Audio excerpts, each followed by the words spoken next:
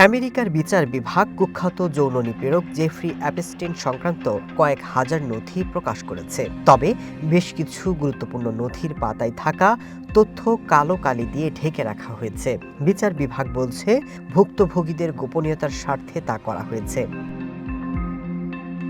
এসব নথিতে ডোনাল্ড ট্রাম্পের নাম খুব কমই উল্লেখ করা হয়েছে, তবে সেখানে সাবেক ডেমোক্রেট প্রেসিডেন্ট ক্লিন্টনের নাম উল্লেখযোগ্যভাবে উঠে এসেছে।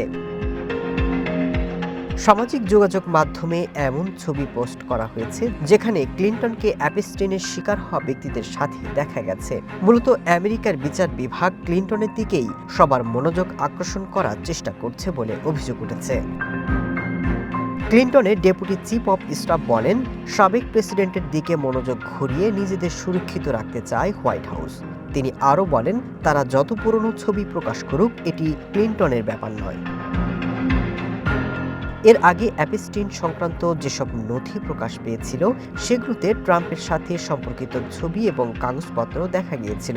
গেল মাসে বিচার বিভাগকে অ্যাপস্টিনের সাথে ক্লিন্টনের সম্পর্কে বিষয়টি তদন্তের নির্দেশ দেন ট্রাম্প। সমালোচকরা মনে করছেন ট্রাম্প অ্যাপস্টিনের সাথে তার সম্পর্কের বিষয়টি থেকে দৃষ্টি সরানোর চেষ্টা করছেন। 2019 সালে কারাগারে অ্যাপস্টিনের মৃত্যু হয়, পরে সেটি আত্মহত্যা বলে রায় দেওয়া হয়েছিল। Masud Rana, one international desk.